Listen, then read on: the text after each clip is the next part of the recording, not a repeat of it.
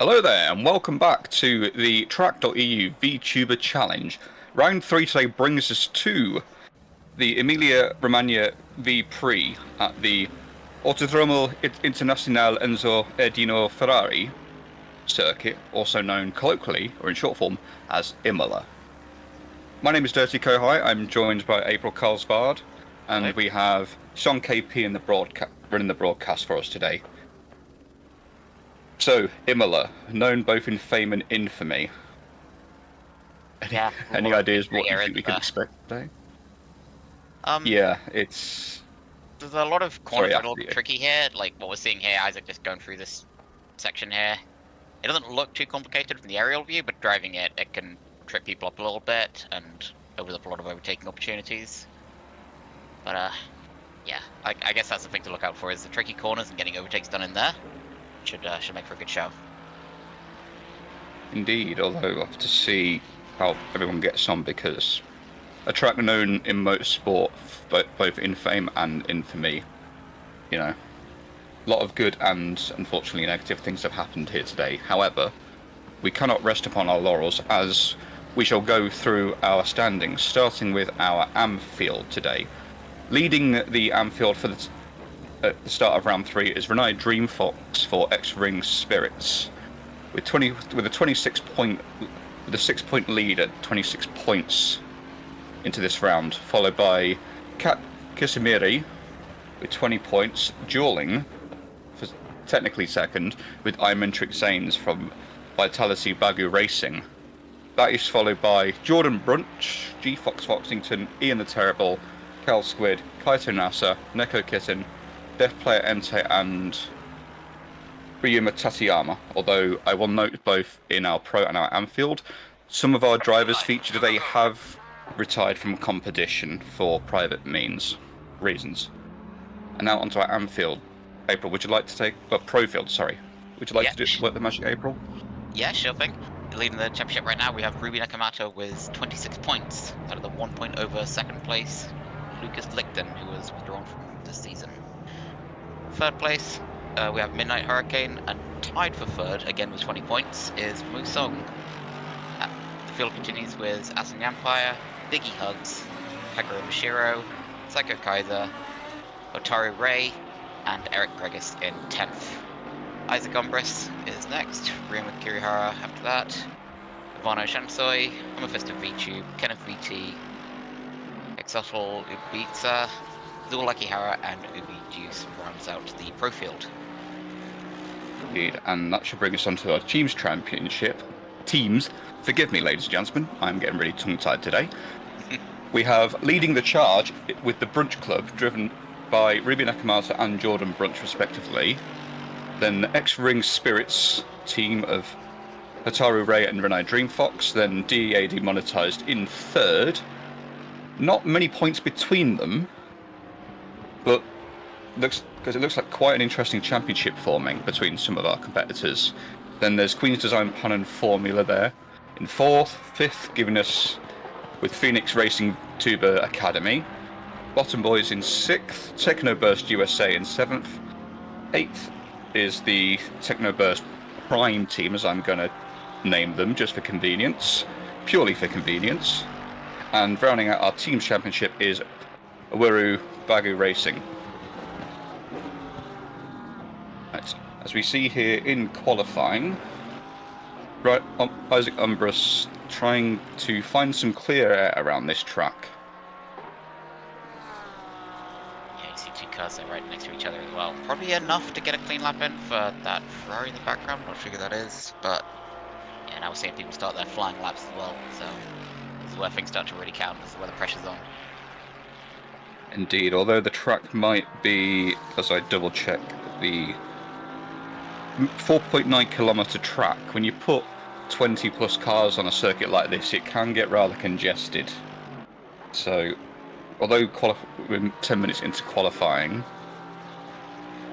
I don't see anyone that's put a lap in just yet. No, not yet. I think it's quite a long lap, this one, though, isn't it? I think it's like just shy of 2 minutes a lap. Yeah, so there was conversation between our drivers earlier this week with regards to qualifying laps, roughly around between the 1 minute 40 to 1 minute 45. Oh, okay. And some slightly higher, some slightly low, because our league is, of course, available to all, whether you're experienced or whether you're amateur. Getting into sim racing, everyone is welcome. So, it's going to be interesting to see how some of the times form. Still riding on board with Isaac Umbris as he makes his way through Variante Alta.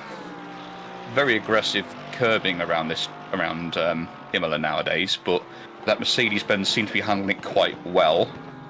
Down the little kink into 16, 17 and 18 of Rivazza.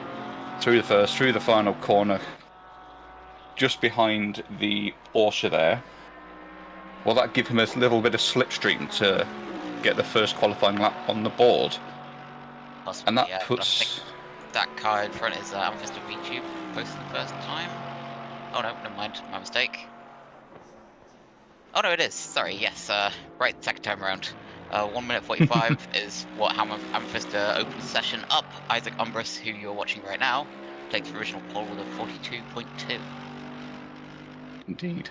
I feel like Isaac was mentioning it earlier this week with regards to Mercedes and the challenges quite that rather large machine can have, but if anybody's known to rise to a challenge, it's not only Isaac, but also Midnight Hurricane here in the 992 X-Ring Porsche.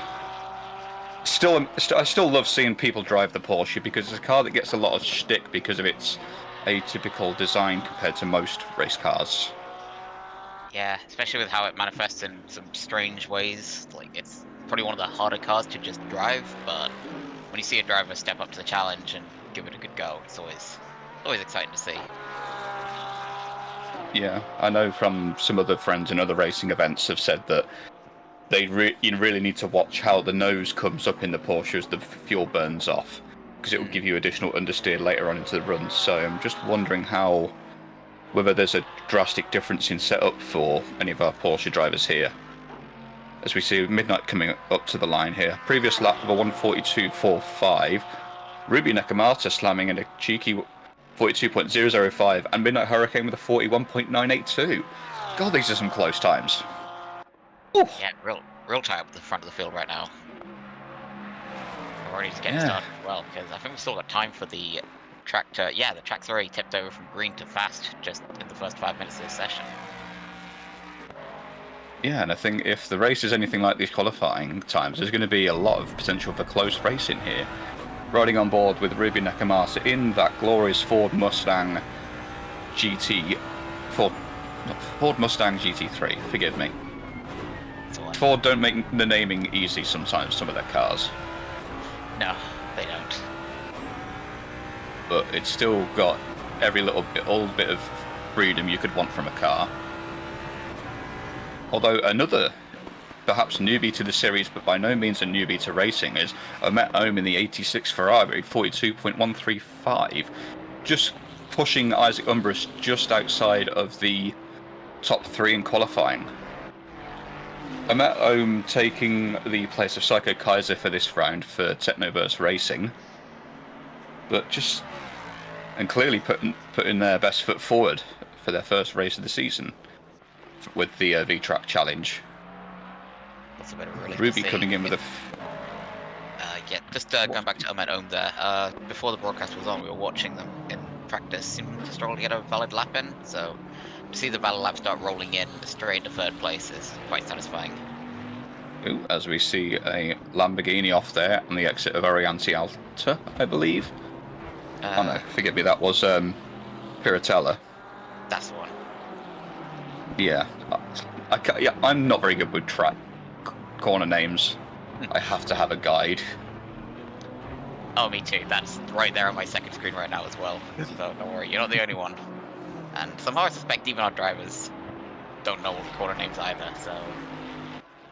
I mean, yeah, it was Ubi Diaz that was getting a little bit unsteady, I believe. Earlier on, maybe. So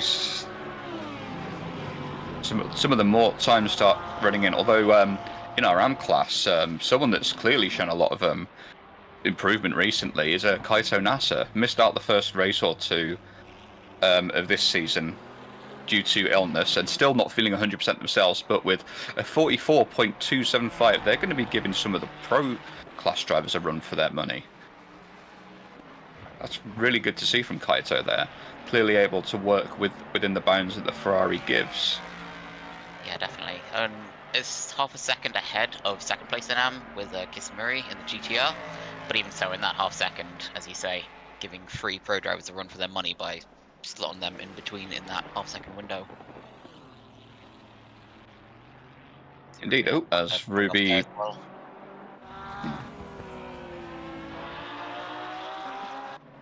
Although it's still not much between some of our... Well, I didn't read our most recent times. I did not realise that the gap between Ruby and Midnight was currently 0.6 of a second. However, is this a fast lap for Midnight, or...?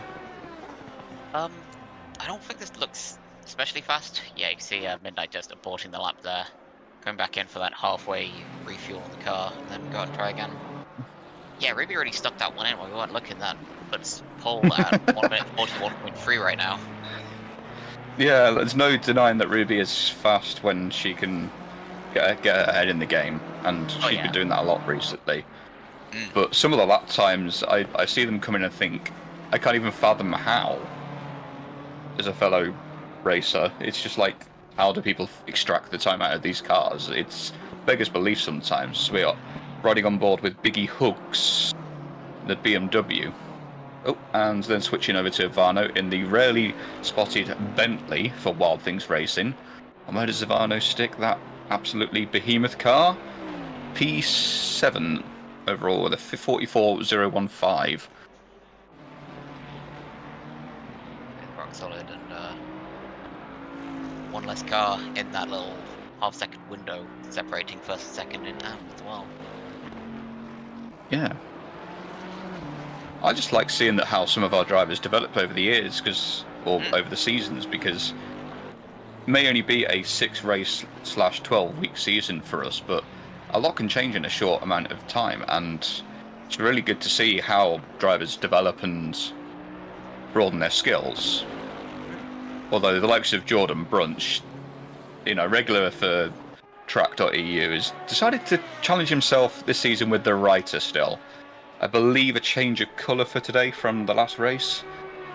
Although I did try that car, and all I could say to him was like, I wish you the best of luck. The car does not like to turn, it does not like to stop. It is made to do one thing and one thing only, and that's go in a straight line fast.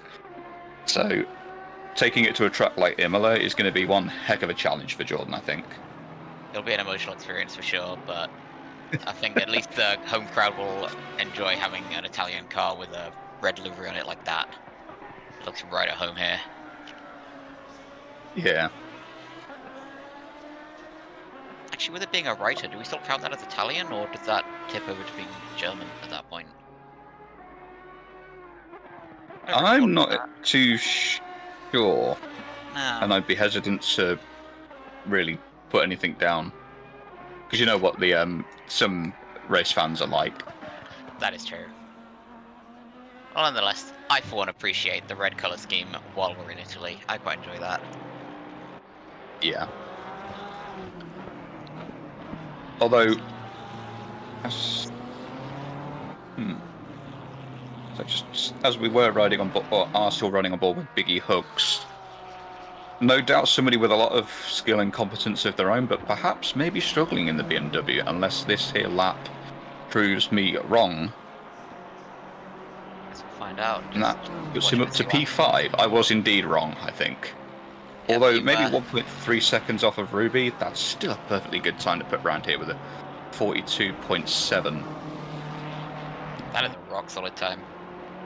Especially considering that right now Ruby is clear of Midnight Hurricane by more than half a second. So I think being 1.3 seconds off that, that's probably okay. That probably feels fine. Yeah, nothing to be disheartened at.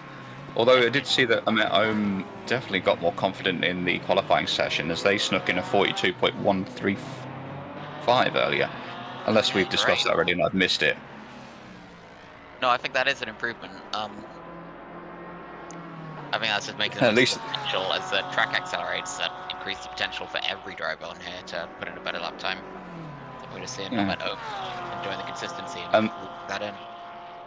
Especially as the locals will love seeing a Ferrari on the podium. Oh, definitely, yeah. As we ride another sight in the field, another Porsche there of Kenneth VT going through the Tamburello chicane, I believe. Now making their way into Villeneuve, very anti-Villeneuve. Yep, that's correct. Watching them being very aggressive over some of the curving here, and just seeing how much some of these cars bounce around, wonders how they've set their cars up, as we see the BMW they're getting out of the way to allow them to complete their fast lap.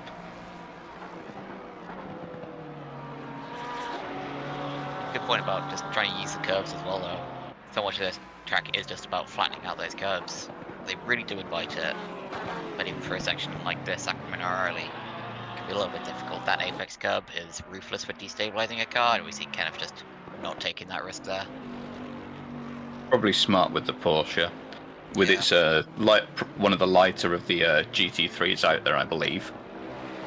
As we see We'll immediately switch into the colloquially known Boatley of Wild Things Racing. They're driven by Ivano Shensai, Yeah. seemingly having no problems taking the curbs whatsoever. As we go into the Variante Alta there, Ivano seemingly taking quite a lot of curbing, I think. Yeah, hitting those curves with absolutely no fear. Although I do wonder if the although track limits are automated around here, I do wonder if some of the stewards are wishing perhaps that they could maybe adjust some of the track limits, as it were, so you see less curb abuse. Yeah, I imagine Then so. again, Because from an organising perspective, I don't know if it's a great experience to just have people risking playing chicken with the track cut detection. ooh, speaking of playing chicken, that was a little bit wide there from Ivano into the Tamburello. Yeah, a little bit. Big rooster tail of dirt there. Probably just Maybe a little bit. Ivano is pushing for a lap time here. You know, got maximum enthusiasm going for an improvement. Indeed. Although Midnight Hurricane still pushing to find more time. Currently, it was roughly a tenth up on their previous Delta. Yeah. Quite a few drivers trying to find some improvement where they can. Although, as we've been watching some of their other drivers, I've just noticed that Jordan Brunch in the right here, currently leading the Anfield from Kaito Nasa, both parked in the pits, taking breakers with 4 minutes to go in qualifying. It's quite sneaky there from Jordan to take that away from Kaito, but we'll have to see how it plays out in the race. Back on board with Biggie Hugs as we go up towards Piratella. I'm waiting for our friend and co-staff member, the Italian Jojo, to come in here at some point, either during the stream or afterwards, and tell me off my abysmal Italian pronunciations. Oh, as we see, was that the Lexus there? Just losing it in Aqua Minerale, either on No, a not the Futaro Lexus. Ray. Was it? It was. Oh, a bit too Oh, it much was, of the yeah. inside curb, setting that Lexus loose, and oh, that was a bit uncomfortable, causing both, I believe that was Biggie Hugs and a Ferrari there, either of, I'm not too sure if that was a Metom or if that was Kaito there, having to take evasive action, knocking them out of the groove. It's a very high commitment corner, that one, so any kind of disruption really can just lead you to aborting plan A and just taking the run off. Yeah. Although, as we are riding on board the chopper cam, looking down over Midnight Hurricane, and the minute I say that, the camera switches. Just typical. Midnight Hurricane there, was pushing and managed to get the delta down between herself and Ruby Nakamata down to 0.39 from its previous best. Although Ruby is back on track. I'm not sure if that's just for bragging rights for Ruby's case, or just to see if in her own right if she can improve, just to make herself feel more competent behind the wheel. I imagine she is looking for an improvement. I think that's kind of the attitude she's got at the moment, is just try and maximize what she can do. So she's only really going out there to fight with herself right now. And there's still time, Yeah. especially, I'm surprised actually that we've not seen Jordan Brunch and Kaito Nasa going back out.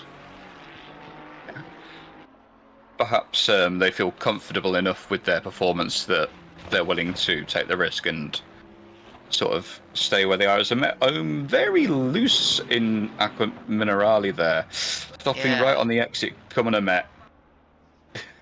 You can get that car moving. Luckily, there wasn't a car nearby, so no risk to her or any of the drivers. But a bit of a touching cloth moment there, perhaps. A little bit. I'm just wondering if we're seeing Omet running a slightly experimental setup here. Maybe she feels like she's got the best lap time she can on that setup, so it's just trying something a little bit different with the last remaining time just to see what happens. I wonder if this is not working out, maybe a bit less wing or something.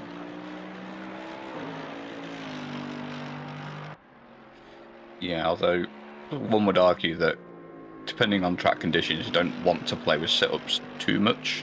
That it's, a lot of this stuff is down to driver preference.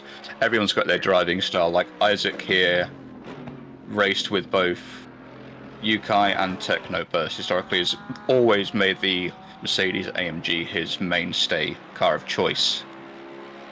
And how he Yeah. makes that thing move, it still confuses me. I've tried the setups he runs, I've tried the car itself, and it still confuses me as to how he makes such a tank move in the way it does. And I'm not afraid to try things and get a little silly, but by all means... I imagine the experience helps a lot there. Isaac Umbrus is very familiar with that car by now. Been driving it for years at this point, I believe, right? At this point, it must be, yeah. Yeah. By no means a bad car, it's just perhaps one that doesn't suit everyone's driving style. No, but it is one good enough for third place. We've seen there, Isaac Umbrus jumps up into third place with a 142.1 in the closing stages of qualifying. Yeah, just stealing third away from Ahmet Ohm, who's sat in the pit lane as qualifying ends. The last few drivers are running their final laps. Including Ruby, which knocks the only remaining Ferrari off the podium. Or, not the remaining Ferrari, sorry. Ooh. Or the Ferrari off the podium, yeah. Yeah. Ruby Nakamura still going. By the way. So seeing Mosong still going, and Amethysta VTube. Indeed. All looking quite good pace-wise at the moment for where they are.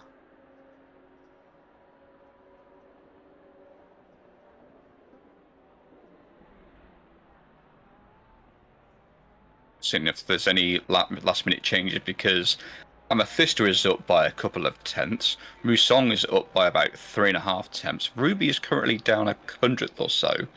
But some corners around here, at least from my limited experience trying to understand this track, is that you can make up a lot of time. And in fact, Ruby does make up a good bit of time in Variante Alta as she makes her way down towards Ravazza. So last few minutes of qualifying, just the last couple cars as Musong crosses the line and goes up into P9, 42.985. Ruby's now on her way out of Ravazza towards the start-finish straight. Will she improve the delta by a great deal? 41.250. And I believe that Amethysta must have either finished before we had a chance to see it, or maybe finish their lap early.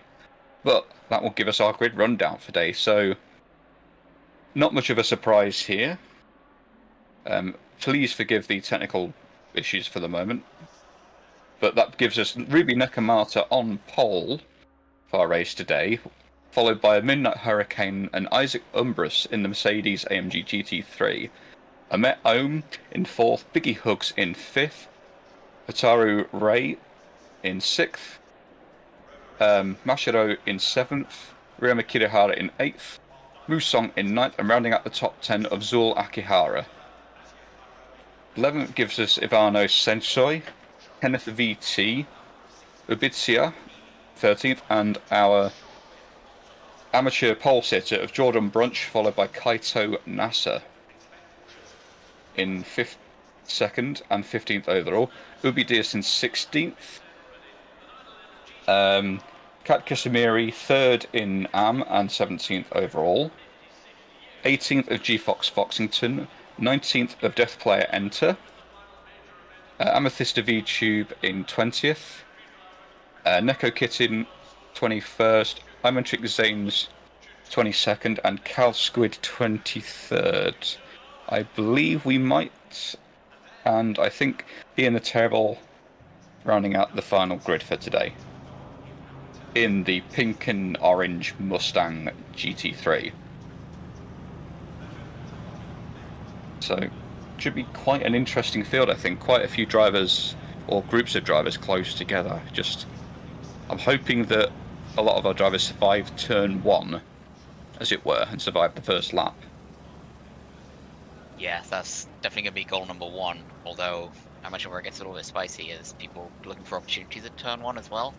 Midnight Hurricane, I reckon, is going to be one of those, thinking, I know Ruby's fast, probably faster than me in this race, but if I could just get in front, maybe I can stay in front. And in the first lap, chaos of just people still trying to get their eye in and such, maybe that's the opportunity to do it. Yeah, that's what I was thinking, because with the amount of technicality that exists around the Imola circuit here, you'd not really got much chance to set up an overtake, because a lot of these chicanes are rather technical and awkward. Yeah. You got the hairpin of Tosa, of course, the uphill left of Piratella, and everyone knows how challenging the downhill of Aqua Minerale can be. Oh yeah. Perhaps so we might have a feeling we might see a lot of moves into turn 1 out across the start finish line into Tamburello, but we'll have to see how things play out. We will. But one thing I think I'm feeling pretty confident in was, as you said, a lot of these corners being a little bit awkward, and you need to get the line just right. Tends to mean that overtaking is difficult, but a better driver will gain more time over it, over a lesser driver. So we may well see pit stops being a very key part here. Just trying to find the right moment to make them overtake in the pit lane instead of on track. Yeah, the classic overcut. The classic overcut or undercut strategy. It all varies a lot on track conditions. Although fortunately, based on our current weather forecast, there is no rain in sight for the next 30 minutes, so in theory, touch wood, for our drivers at least, the race should remain dry. It should do. We're also seeing the track condition being fast right now, which is good, but it will tick up to optimum later, and these cars will find a little bit more pace then. I can't imagine it making a huge difference to how the race unfolds, as it'll be the same for everyone. Yeah, although still be interesting to see as to which car and their various setups have the advantage around such a technical place.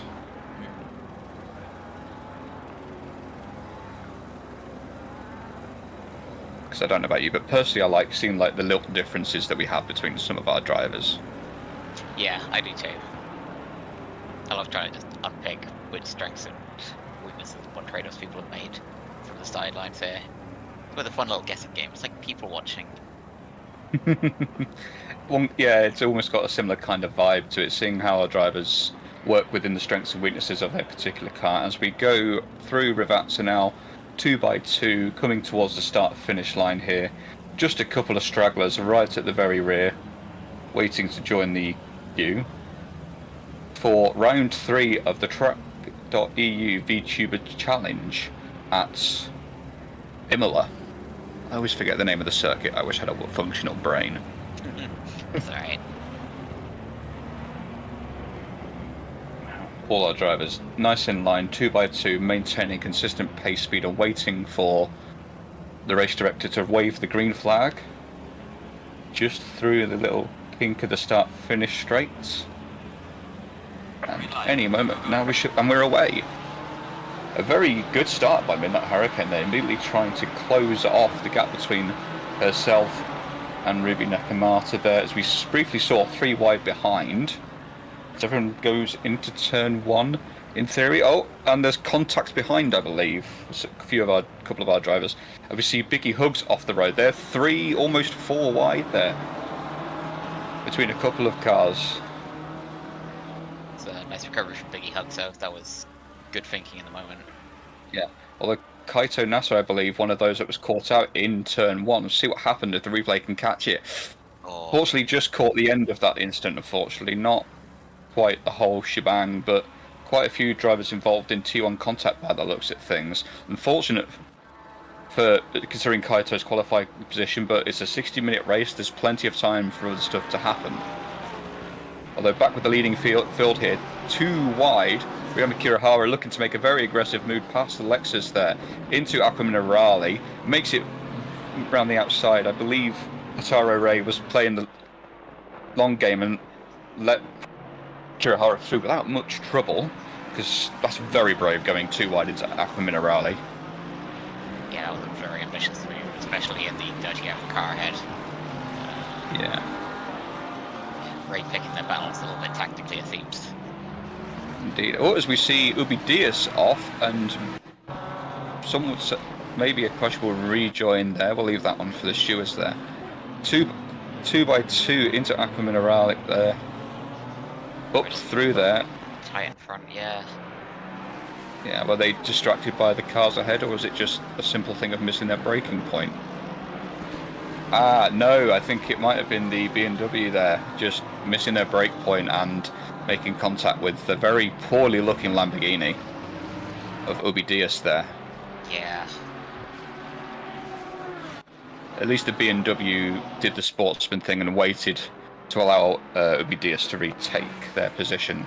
Biggie Hugs down in 8th after a bit of an interesting start. Fortunately, we don't quite have a view of the exact start incident. Just unfortunately caught the end of it, but... No, I think Biggie Hugs was still... the one who got bumped off to the left through Tamburello right at the start. So still just recovering from that. Yeah, but then again, Biggie Hugs is no stranger to adversity, as any of our drivers can be. I've seen Biggie drive in other series, and yeah, as frustrating as these things may be, they know how to keep a clear head and focus on the longer plan.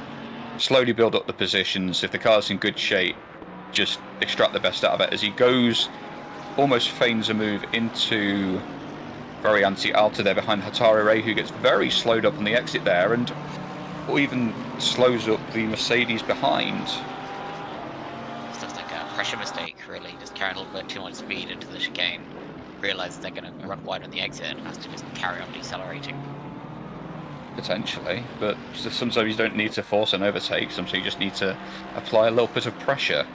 Exactly. Speaking of applying pressure, Ryoma Kirihara, Dragon VTuber, not afraid to apply pressure in a very aggressive manner around here. On the rear of that AMG Mercedes ahead of Mashiro, looking all over the rear of that Mercedes into Tamburello. Kirihara's definitely know how to extract a car with aggression, just hopefully there's no contact, although the gap widened out of exit, so maybe Mashiro is trying to play the long game, knowing that although Kirihara is aggressive on corner entry, with a good corner exit they can keep the delta and keep Kirihara behind. A lot of games already around here. Yeah. But you were right earlier on, April. Yeah. Kind of nice seeing like everyone seems like they've all got a goal in mind right now. It's all kind of revealing themselves. Indeed. God, how... You're still ramping up that pressure, just staying nice and close and filling that mirror. Indeed, I'm just wondering how the Ferrari is going to handle a lot of that dirty air off the back of the Mercedes there. Of Kagura Mashiro. Because at least... Because it's a car with a lot of downforce, but if you've got a lot of downforce, that means you've got a lot to lose in the dirty air. Yeah. It's a simple act of physics. If we see a slow car off there, of Amet Ohm, what happened to Amet there? Having to stop and really tumbling down the field. Okay, so what have we missed with Amet? Yeah, very aggressive. Car seemingly okay, scary.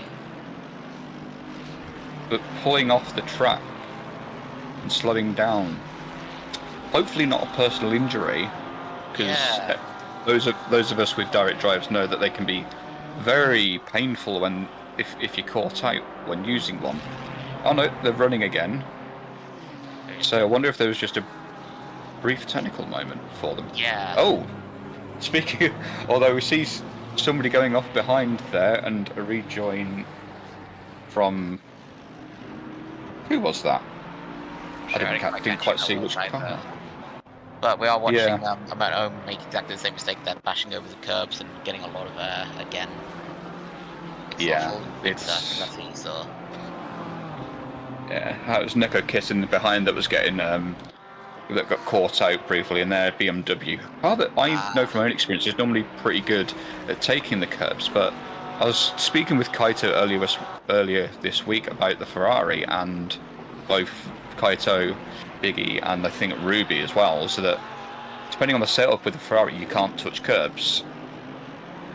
Yeah. Because I know with Kaito's previous setup, I don't know which one he's running now, but at least in the earlier testing this week, I tried his setup and it's like, it really likes to rotate, but it does not like curbs. Yeah.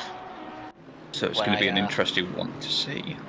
Before I first drove the Ferrari 296, teammate pitched it to me as basically being an LMP2 car at GT3 speeds, and you know what? The way it handles curbs kind of makes sense. It does indeed. I remember having driven it for the last year's Daytona 24.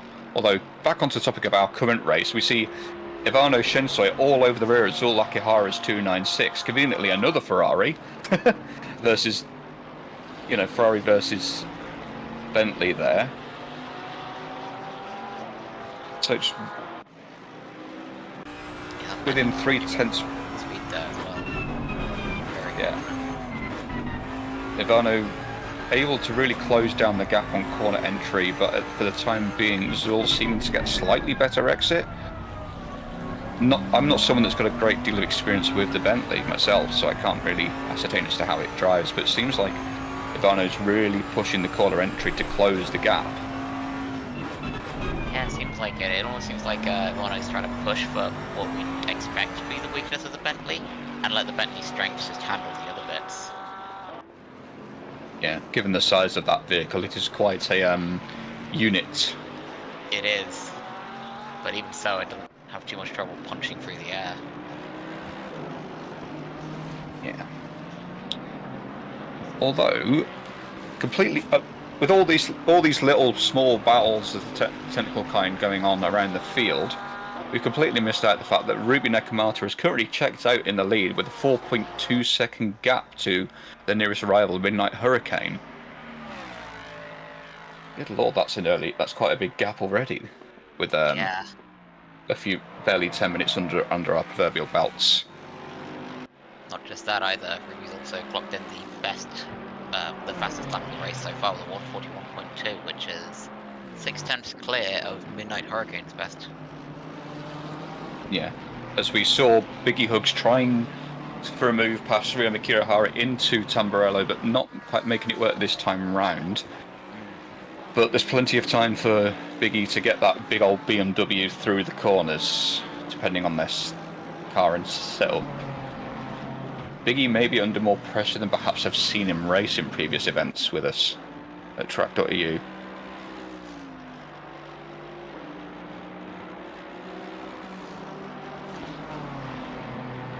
He's definitely going strong though. Oh yeah. Sick. No. Yeah. You see Musong on the rear of Hataru Ray's Lexus for X-Ring VTuber Racing Club and DEA demonetized respectively. Someone else that's chosen that big old Mercedes and is making quite a few good moves with it, but not quite able to make a pass. Quite, but still, again, looking fairly fearless over these curbs as well. Yeah, although one could argue that maybe taking too much curbing can be slowing you down at some point, which is that challenges a race driver because you are paid, at least in the real world, to push limits. That is true. Sometimes pushing those limits can be at a detriment. So one of the, I guess, challenges around Imola is balancing that risk versus reward. Because we see that the delta's dropped off quite substantially after Variante Alta between Musong and Hataru Ray. Yeah. It's definitely a lot of interesting battles. You can see a lot of our drivers pushing on corner entry, trying to be aggressive over the curbing, whereas the defending driver, one could argue, is just focusing on nailing a good corner exit and doesn't require any aggressive defensive maneuvers, just maintaining your normal racing line, which is part of the challenge. It's good to see. It is, but that's also exactly the defensive strategy, I guess, is if you're not in danger of getting an overlap anywhere, then the best thing you can do is grow that gap as best you can. Yeah, although, speaking of which, we did see Musong go up the inside in a Curatella, making their way past Hataru Ray and now down into Appa Minerale. The DEA demonetized Mercedes AMG now ahead of the X-Ring Lexus, another car that we rarely see. Although one I wish we had in iRacing and other games, because the onboard sound of that Lexus is just, in my personal opinion, so good compared to some of the other V8 motors on the field. And our producer giving me exactly what I was looking for. Now riding on board with Hataru Ray. Will they be able to sort of close up some of the gap between themselves and move Song here as we go down the long start-finish straight? I do not know how long it is, unfortunately. I haven't been able to find that out exactly. Under the barrow, past the pit exit and into Tamburello. Now that the tables have proverbially turned, will Hataru Ray be able to stay with Musong? Or will they be able to... wondering whether they'll be able to close down the gap and fight and regain the position. I mean, whatever happens, like it's looking close. Ray is very much hanging onto the back of Song, so these two seem to be a fairly even match for each other. See momentum here as well, back on a recovery drive. And, what we still think looks like a technical issue, we're not really sure. We've not had any confirmation yet. Still already back in 11th. So, definitely making some good progress. Indeed. So, it's admittedly an experience I know all too well from my own racing experiences, that although recovery drives can really bring out your best performances, they can be frustrating to do because you put in a lot of work in qualifying, you're involved in something. I met briefly looking for a move past Ivano Shensoi, but you'd be brave to try and make your way past that very wide Bentley there into Variante Alta. There's an idiom I'm forgetting, something to do with there's a line between bravery and stupidity. I can't remember the exact wording. Arguably, that's another limit that a racing driver is paid to explore, isn't it? Oh, definitely. I know from my experience I tend to lean towards the latter, unfortunately, but not many of our drivers seemingly doing so despite the early lap 1 chaos. Perhaps the challenges of Emilia forcing them to rethink how they approach the racing today. Yeah. I know our previous track of Zolder, a track I know and love, for better or for worse, always gets very close there to Ivano Shensoi on the exit of Variante Villeneuve into Tosa, hairpin. Line astern with Zul Akahara, Ivano Shensoi, and a Met Ohm there. As Ivano briefly looks for a move up the inside into Piratella there, would have been... I think that's one of the things I love about this track, and I need to race more, is that because of its technical nature, you're really forced to take risks. Oh yeah. And we're starting to see some of the drivers, even though we're only 15 minutes in, starting to look and see how others react if they feign some of these risks, like Ivano did just there. So, see if you can just trip someone up by making them think something's going on. Yeah.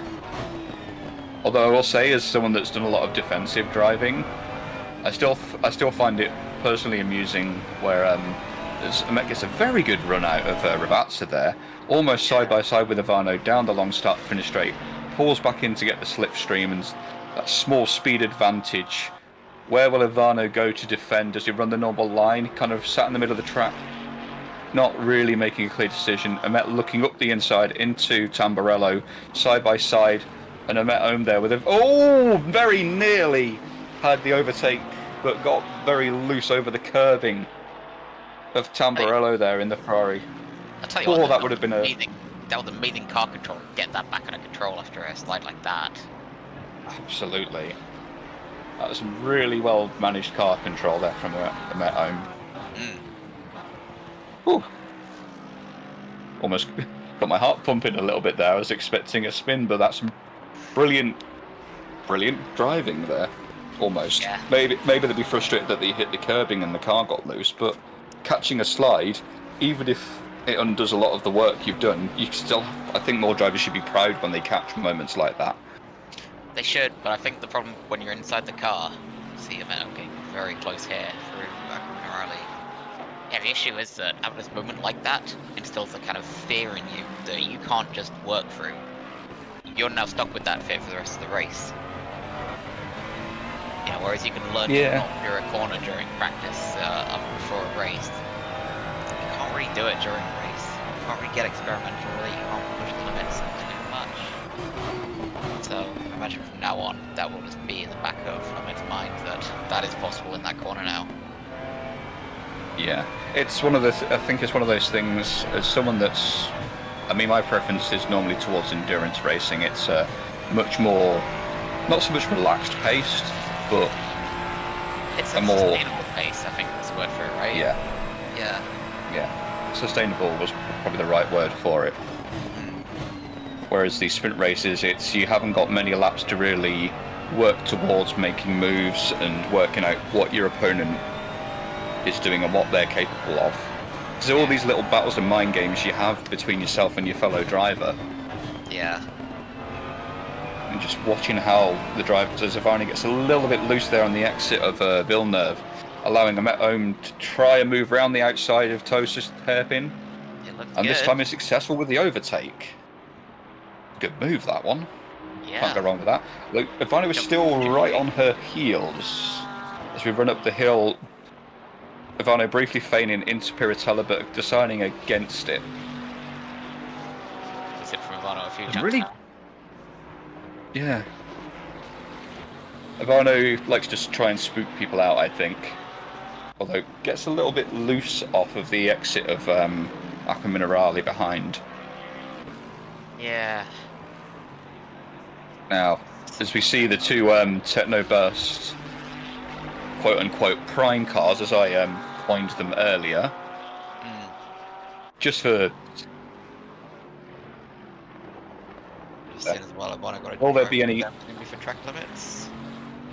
That's not going to be what Ivano wanted, but that's perhaps maybe taking too many risks with the size of that Bentley. Not quite able to carry as much speed through corners as others. Yeah. But again, we see Ivano battling quite aggressively there with Ahmed.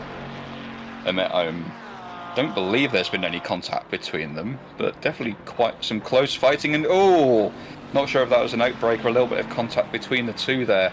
As Ivano Shensoy goes off into Tamburello, goes all the way across the gravel, and makes a safe rejoin at the far end of the chicane.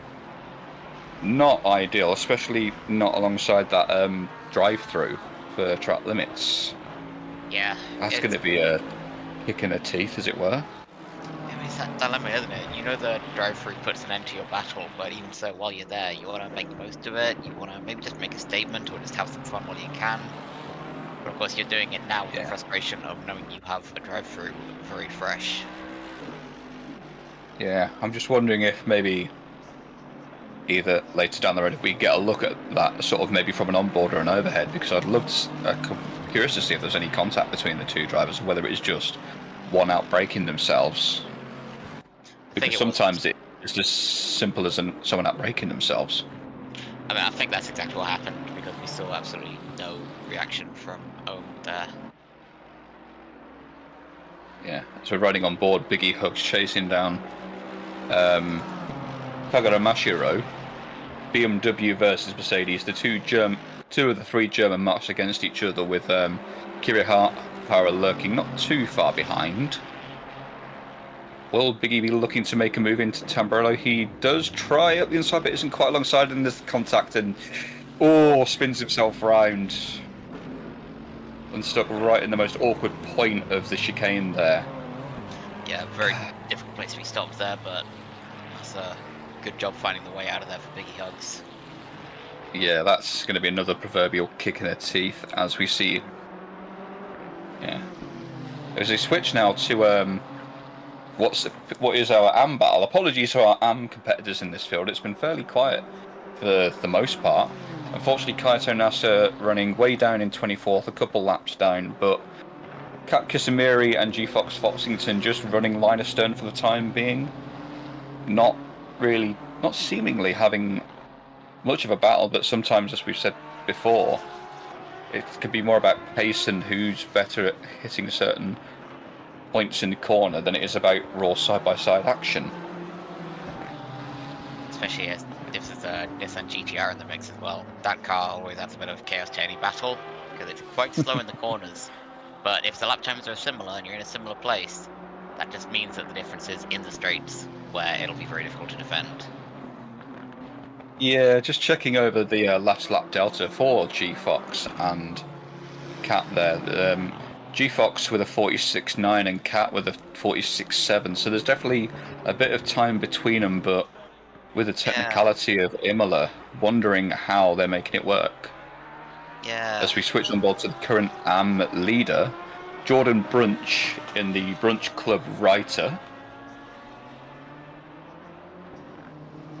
Very So that would be... Yeah. Still, I think he's very brave for trying to make the writer work around here, but I think he said himself he's here for a fun time, not a fast time. That's true. Yeah, that's a good attitude for it, actually. I like that. Yeah. Plus, with the table currently standing between himself and Ruby, both driving for the Brunch Club, that would be a huge points haul in the team championship between them. Especially as Ruby's currently got the current fastest lap of a 41.265, with Jordan's best being a, can't even read now, 44.7 in the writer. So, assuming there's no drastic changes between, that would be a very impressive points haul as a team for the Brunch Club today. One win in Pro, one win in AM. I think we are anticipating a bit of movement in the best laps fairly soon, though, because the track is up to optimum, and you see that little orange number 1 next to all of our drivers on the standings there on the left. That means they still have one pit stop to do. Drivers must change tyres at least once during the race, and so far, like barely anyone has. The only person I can see on looking at our timing screen that has is Kaito Nasa, but of course, after their unfortunate start, they're down running dead last, unfortunately, which has to be a huge kick in the proverbial for Kaito, because I think they had a really good qualifying earlier on this race. Oh yeah. Does it mean it's all over yet? Everyone else has got their laps to do, and depending on the pace between the Pro and the Anfield today, there could be big changes. And Kaito, I imagine, because of an early pit stop, might be going for the long run here, if he can make it work. I can't say with any certainty. You see Ahmet Ohm all over the rear of the Lexus there, of the X-Ring car. Just looking for any slim possible opportunity there might be. The opportunity's going to be here somewhere. It's a tricky technical track. Yeah. It's one of those things as a racing driver, you get that feeling, that little urge, like you know something is possible, you just don't quite know when and where. Yeah. And then feigning to the middle line, but not quite trying to make a very late move there and push to an exit as they go too wide down into Aqua Minerale. And Ahmet takes the lead over Hataru, or the position away from Hataru Ray, although very wide on corner exit. Yeah. But does that allow... It does. It allows Hataru Ray to go side by side again into Varianti Alta, both side. And there's contact there, and it pushes Hataru Ray off the track behind Ahmet. Not an ideal move, that one, and I imagine that one that Ahmet won't be... won't be keen on, but we'll have to see. Yeah. Difficult one for the stewards to untangle later. Yeah, although as Ahmet Ohm gets away with that contact, there's more contact behind between Zul Akihara and Hataru Ray. Into Ravazza there. Oh. So, Zul may be trying to see if they could also sniff out an opportunity for a position, and it really comes into the pits, maybe to take the pit stop and hopefully without any damage, although we'll have to see as our replay shows down into Ravazza. Zul looking for a move up the inside, one could argue purely solely, and there's even more contact with Kenneth VT there. Yeah. one could argue maybe ambitious from Azul Akihara, but also Hotaru maybe not appreciating the car on the inside. But that is something for the stewards to decide. I would never make a stewarding decision myself, honest, like that. No, never. Merely but, speculation. Of course, yeah. But that is a good strategy decision from Akihara there to just have that moment, decide when to pit, go in, get some tires, Yeah. and get the car repaired as well in the meantime. Because some impacts like that, it won't be huge damage, but it will be none. So might as well go get it fixed. Yeah. It was a contact between, it's got right onto the front wheel arches of that Ferrari 296. That's right. So hopefully there was no dramatic steering damage. No. Although somebody who's currently, touch wood, having a clean race is our pole sitter and current leader, Ruby Nakamata. Admittedly with the Samantha Tan Racing Esports livery, but racing today for the Brunch Club. Just 10, 15, 16 seconds clear of their nearest rival, Midnight Hurricane, just minding their own business, not really doing too much, just trying to extract the best out of the car and see if they can work on and develop their driving habits.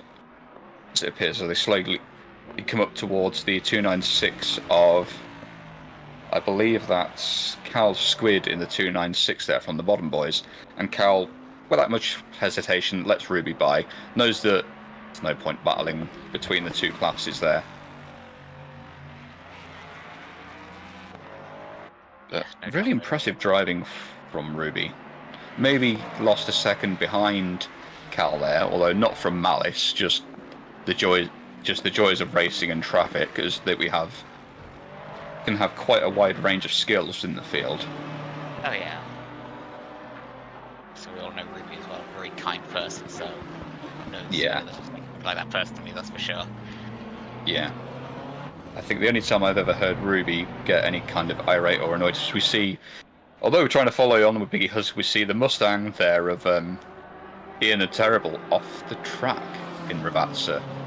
So that was an interesting camera angle. Yeah. Nice and dramatic, but obviously Biggie Hugs trying to find a way around, is that Deaf Player Ente? Yeah. I believe it is, yeah. Yeah. But as we see a lot of on our timing screen, a lot of our drivers coming in to serve their pit stop around the halfway mark now. Yeah. And speaking of which, Ruby's in. Ruby. Yeah. Yeah. Promoting Isaac Umbrus. We got the same brain, sharing the brain cell at the minute, aren't we? We really are. It's not a bad thing, it's just proof that we're both locked into watching the race and trying to provide good commentary for the viewers today. But yeah, Isaac Umbrus now promoted temporarily up into the lead. A good race for him so far, touch wood. God, if I get accused of being giving some of the commentators curse, I'm never going to live it down. Because it's been said before. I mean, it's going to happen sooner or later, right? We can't really do this job without it happening at some point. Indeed. Although Isaac really trying to have a nice, calm, quiet race by the looks of it. I know they had lots of conflict in previous races over incidents. Some would argue they're racing, some would argue outside of control, but that's for the stewards to decide. Really. Yeah, but even so, I do agree that this race has gone well for Isaac. It seems to have been fairly undramatic, which in a position like that is what you want. Yeah. And as we switch on board to Cal Squid and then over to Ian the Terrible, the two bottom boys drivers, a new AM team, the pair of them for this season. One with a drive-through and the other, Ian the Terrible, with a stop-go 30, potentially for what I would assume would be speeding in the pit lane for Ian and maybe track limits for Cal there. Seems so, yeah. I don't think you get drive-through for mild speeding offences in the pit lane, do you? It's just, if you're over the limit, it's a stop-go, isn't it? I'm not, honestly, we see someone else with another drive-through, Kenneth VT. Yeah. So another one driving out of the pit lane as well, so maybe they do go for mild speeding offences. Yeah, I say I can never be too sure myself because the only time I've got speeding penalties they've been rather large. Yeah. Yeah, it's the same for me. Perhaps. Like, I try to not make a habit of getting them, but when I do, it's like, yeah, it's fairly obvious open shut case. Fair play. Yeah, and for grounds of safety, the stewards do penalise that quite hard, so it can be a rather disappointing, and something perhaps a couple of our drivers might need to consider for future practices they do is practicing pit entry. I know myself I need to practice that one for a race at Le Mans later on this year, because speaking from my own yeah, the every time I went, what was it? It was every time I went for a pit entry at Le Mans, over like 3 double stints. The first of those 2 stops you do in a double stint, I'd always get a 40-second penalty, always. Oh. So by the end of my drive time, I was absolutely fuming, and just to sort of, you know, add insult to injury, the final pit stop, I got another one. So I was like, nope, I'm done driving. I don't know what's wrong with me. I just cannot do pit entry today. Which is weird because in previous years, I know from my own personal experience that it's never before been an issue around Le Mans. But using my own experience to kind of extrapolate maybe some teachings for a couple of the other drivers is that pit entry can be a make or break moment for some drivers. We've seen it here today with a couple of our drivers with their respective penalties, and also in real world motorsports where other drivers have had very substantial penalties for pit lane infringements. That although the pit lane has its own speed limit, it's still part of the racetrack, and you have to treat it with respect. That's true, yeah.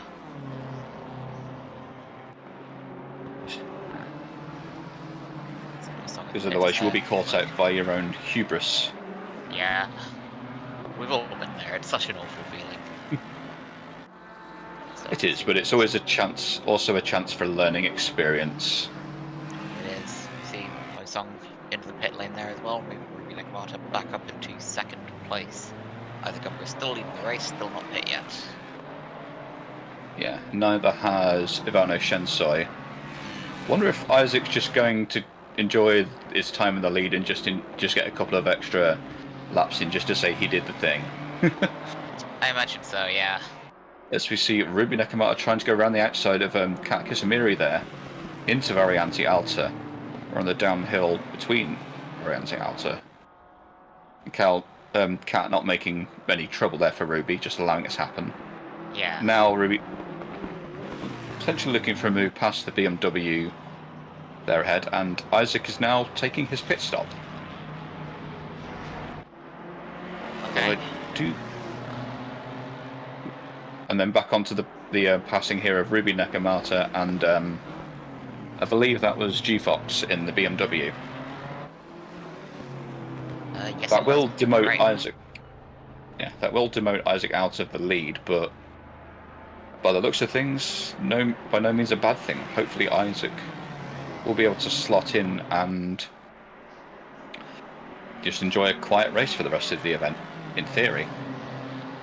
Yeah, especially one of the advantages of pitting late like this is that you don't come out amongst people who haven't pit yet and have to navigate through that.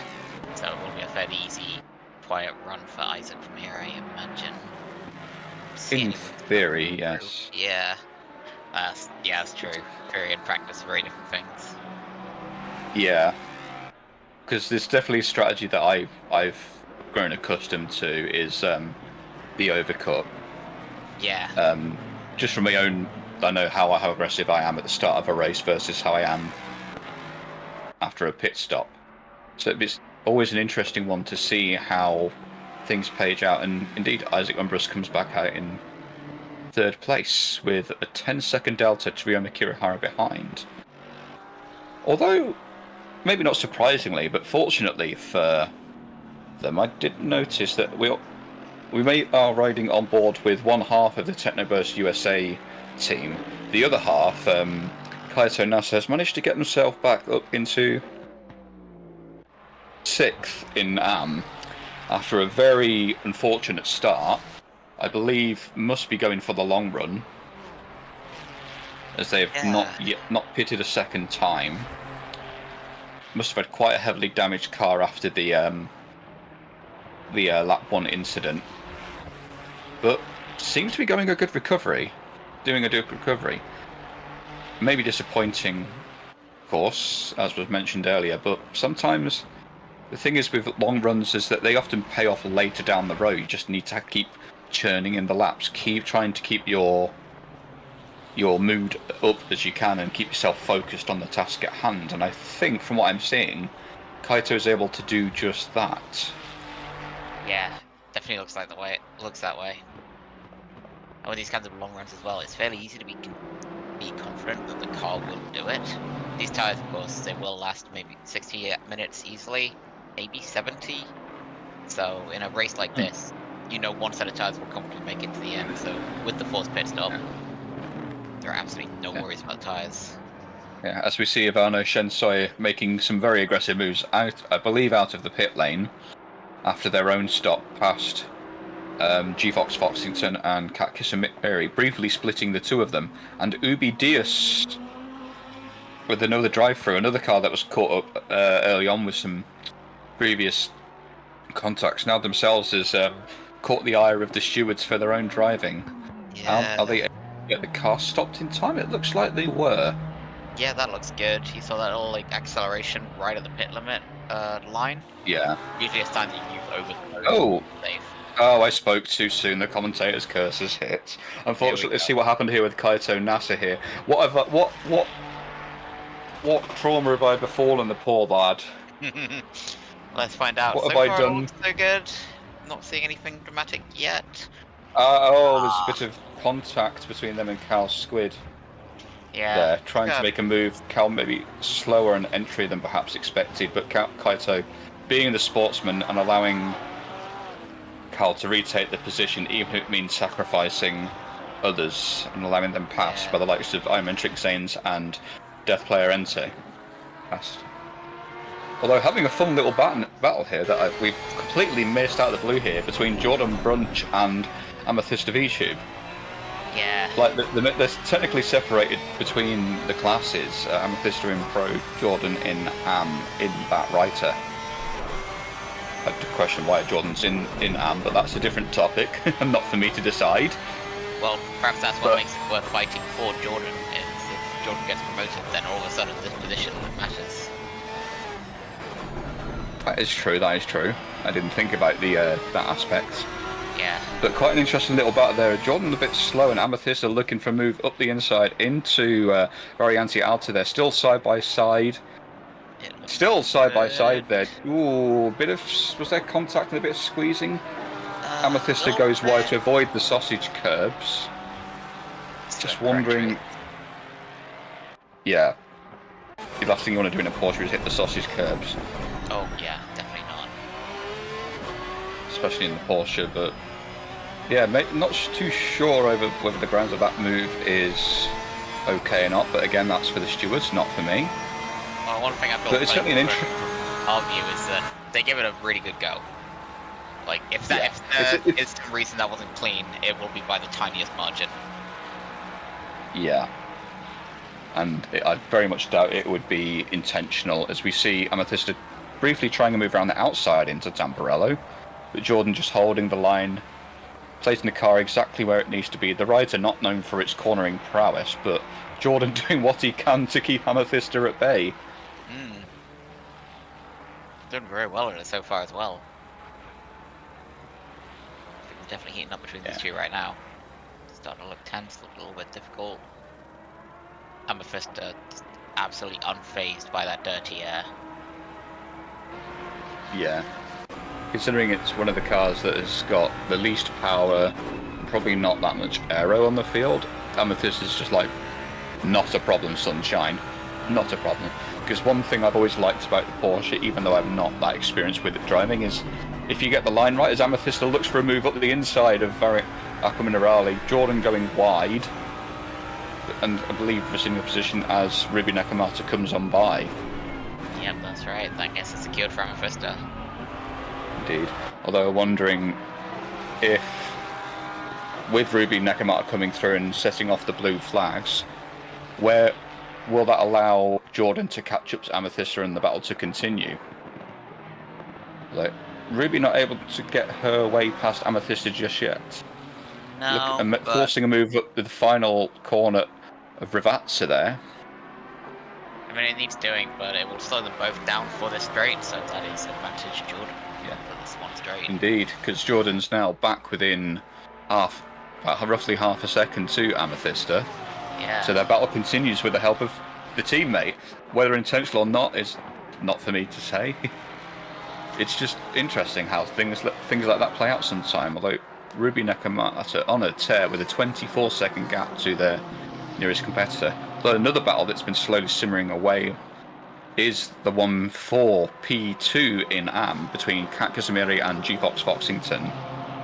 So little battle popping up all over the place as we are under the 20-minute mark. Race has weirdly sort of been kind of slowly simmering away, but has gone by quite quickly, I think. Yeah. Not a complaint by any means, it's just been sort of a lot of stuff quietly simmering away in the background after the rather explosive start. Yeah, then every now and then you just see something sort of bursting into fireworks a little bit as the excitement picks up again. Yeah. Someone's set off a firecracker amongst the field. Yeah.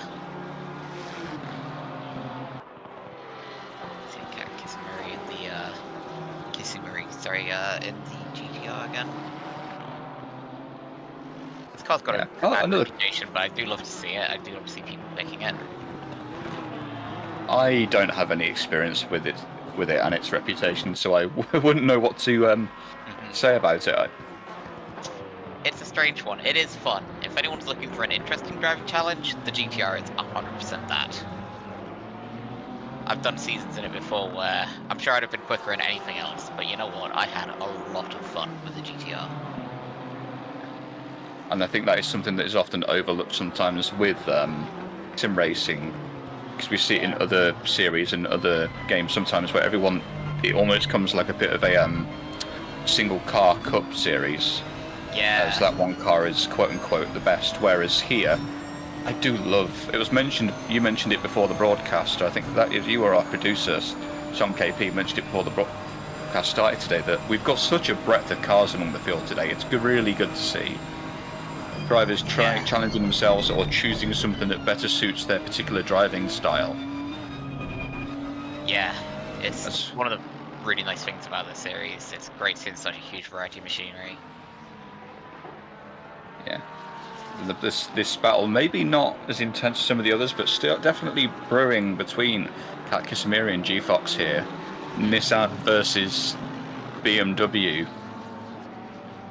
With, I think that's the Mercedes of Isaac lurking behind, asking for the blue flags to be adhered to. Yeah, I believe you're right. But again, I think with as we see Cal Squid that's gone round there. Side by side with another Ferrari, although I can't quite tell who. Or was that just too much sausage curb, a little bit of rubbing, and a nose burst into the barriers. That one looked like goodness me. Oh. Yes, I physically cringed at that one because, admittedly, I'm someone that drives in VR, but the thought of hitting anything nose first, and they have towed to the pit lane, so one could safely assume that car is heavily damaged after that impact. Like that, I'm surprised, yeah. We've seen it in real racing where you've had cars hit walls at certain angles and it's just completely decimated the front of the car or the chassis, to the point where I believe in some instances the chassis itself has had to be retired because it's no longer safe and stable, and once a chassis is broken, you're not really repairing it. No, that's it. It's done. It's got to go to the bin. You got to get a new one. Yeah. Unfortunate for Calsquid, because I think that despite their relative lack of inexperience, they were putting on a good showing for themselves today. Yeah, I completely agree. It's a shame to see it come undone like that, but you know what? I think we've still seen the progress today, and look forward to seeing what happens with the progress over the next few races as well, because we are already halfway through this game.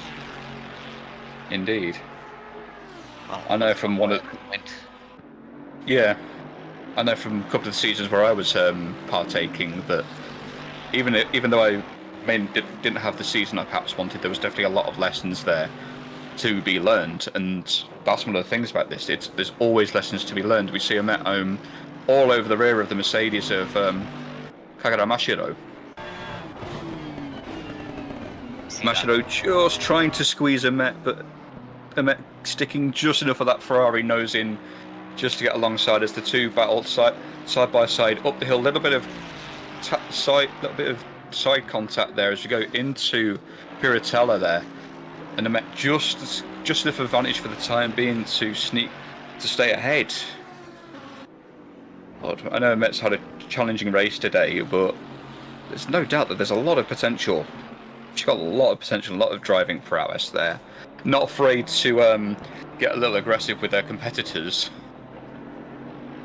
Yeah, especially with a move like that. That was an absolutely perfect little lunge up the inside to just get the move done.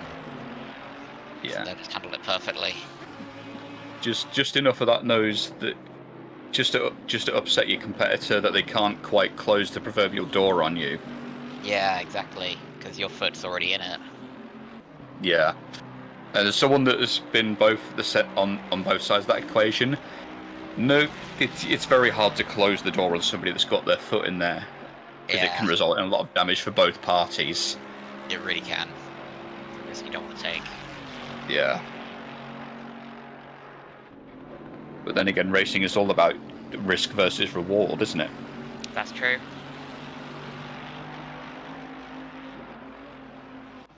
Although, if we can switch to a different our AM battle potentially for P2 on the podium, although the battle isn't over between Amet and Kagura Mashiro, we see G-Fox Foxington and Katkis Amiri fighting again, swapping positions there.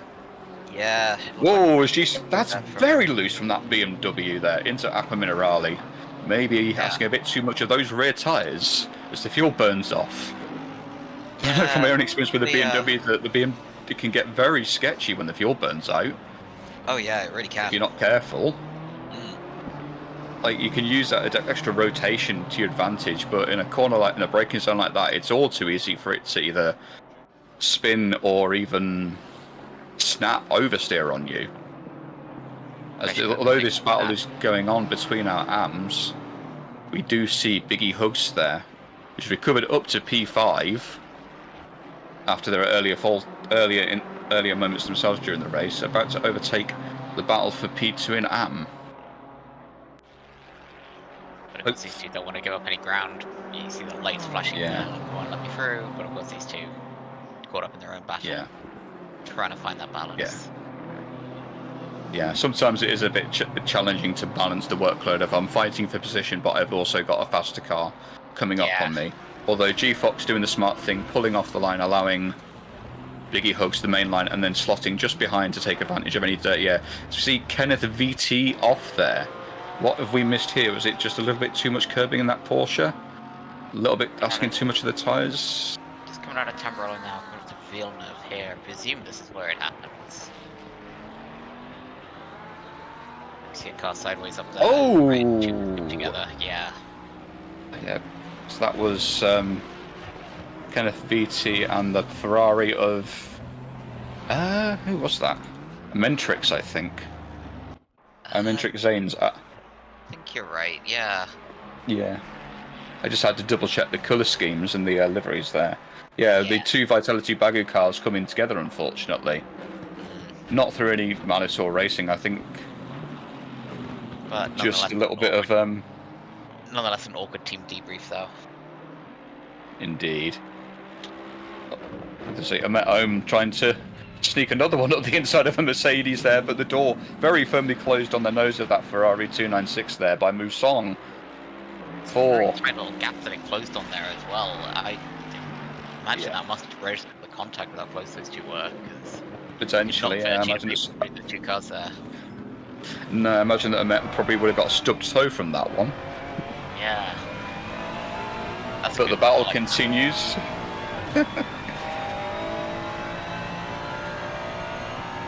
Down the start finish straight there. Actually, this is advantage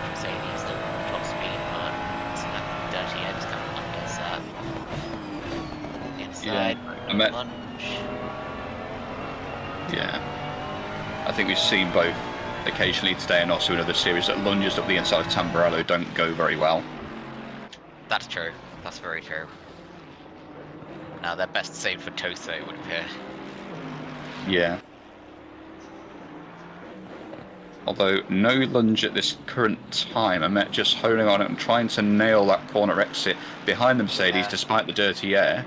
But a low-speed corner, it's all about that traction as we run up the hill towards Piratella. Will Amet try anything? Not quite close enough at the moment to do so. Still trying to optimise and maintain that corner exit as Musong there, just parking that very wide Mercedes just where it needs to be to cut off Amet making any moves. You can see the difference in corner exit between the two cars and their strengths and the driver's strengths.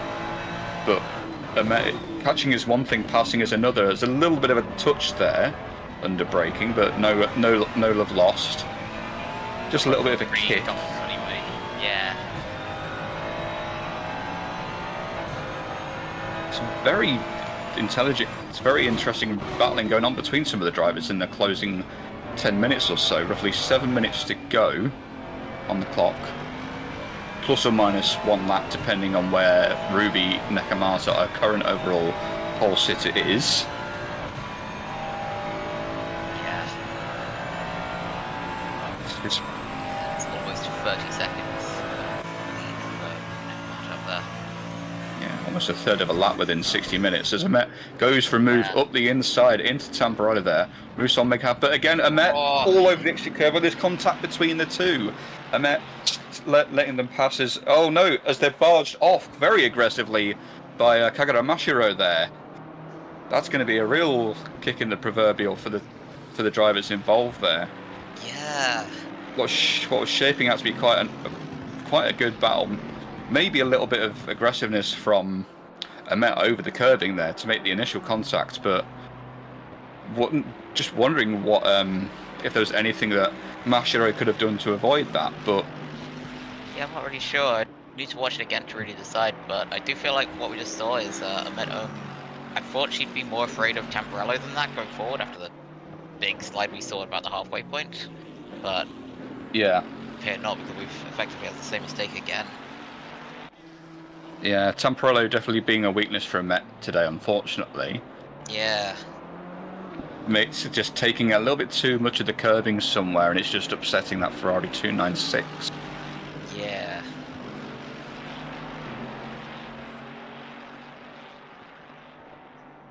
But despite all the shenanigans, as we see the trainer 3 trying to find a way past Mentrix Sainz there, Mentrix doing what he can just to not be much of a problem for all the pro drivers, just minding his own business, just enjoying the car. They are still running line astern with 5 minutes to go, so still a few more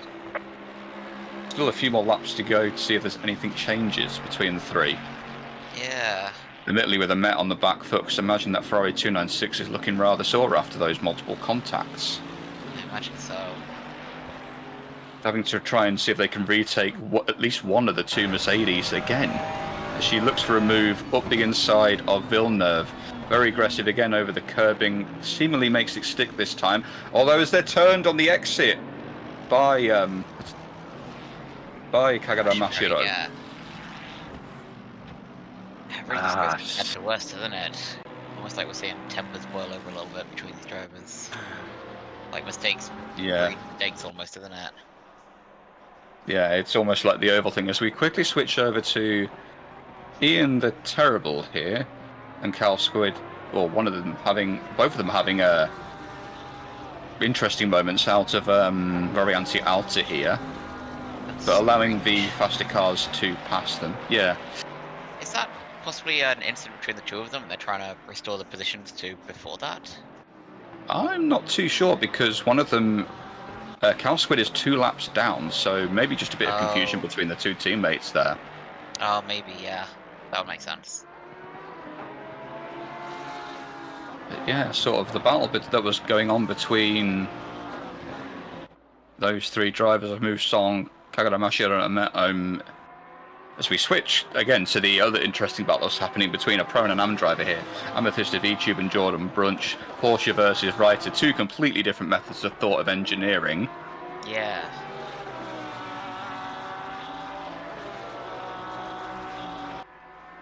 It's been quite... we've not... very different ways. Yeah, one of them's just gone for pure power, to paraphrase a certain British celebrity. And, sorry? British farmer, by any chance? That one? I guess nowadays, yeah, in their later years, technically. Yeah. Versus the German engineering of the Porsche. It's been quite interesting to watch. Admittedly, we've not watched as much of it as we should. But the Ryder's straight line advantage versus the Porsche's cornering and exit prowess. It's why you tend to see the Porsche do really well at American tracks. Because a lot of those American tracks have late apex corners, allowing the Porsche to shine. That is true. Although I think we're going to see perhaps where the Porsche's doing is coming up here in Tamburello. A lot of the weight is now off that front axle, that fuel tank running very low. Just going to tip the car into wanting to slide around, but it doesn't look too bad. Yeah. But I'll bet you Amethyst is feeling it in there. Yeah, as the weight drains out of that front heavy fuel tank, that front end will not be wanting to turn in like it will do before. Jordan seemingly be getting a slightly better run initially through the exit of Villeneuve, but a little bit wiggly, as we see Midnight Hurricane in P2 lurking behind them. Just waiting for the blue flags to apply. Jordan just minding their own business for the time being. See a body there in the background as well. The looming Bentley. Yeah.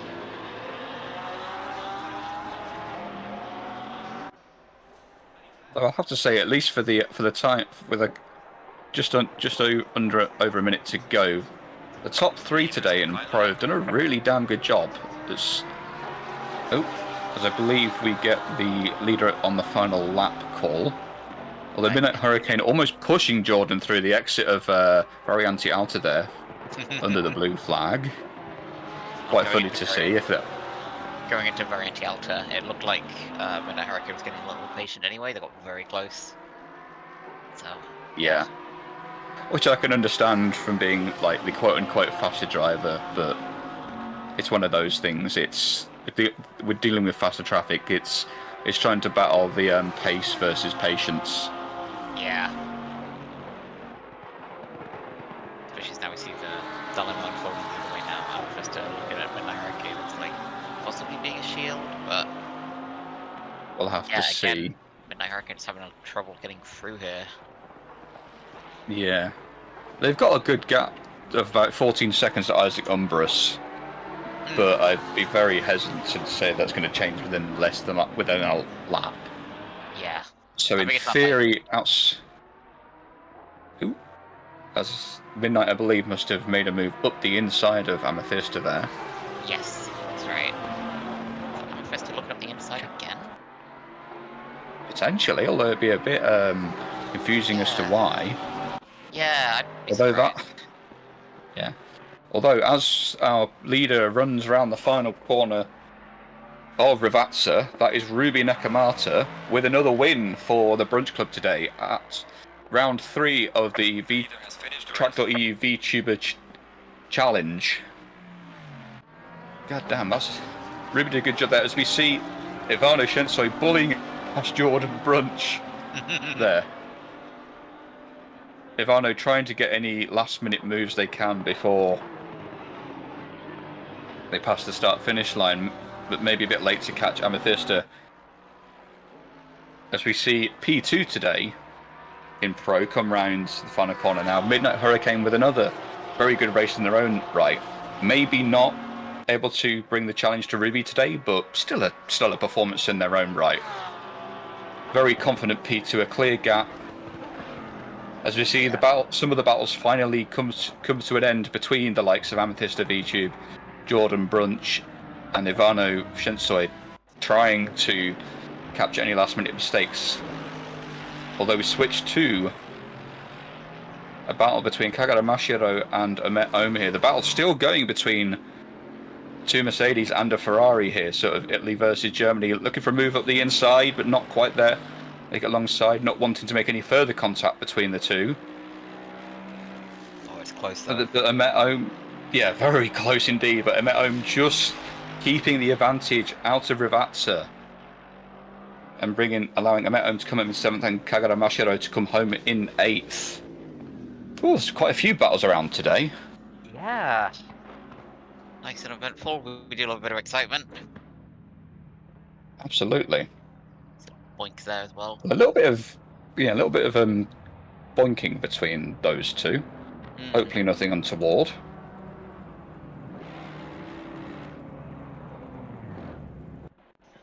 Hopefully just a little bit of shenanigans between our two drivers, because I believe those two were part of a same team last season.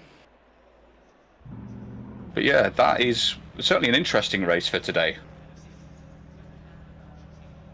Yeah, nice and eventful. Little surprises everywhere you look, really.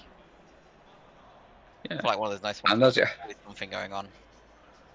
Indeed, although as it was being pointed out in the social channels in our Discord, Jordan Brunch did indeed win the AM class in the writer, so proves that miracles do happen. But yeah, any closing thoughts for yourself on this one, April? Yeah, I guess compliments to our drivers for making overtakes work here, because this is a very difficult track to overtake on anyway.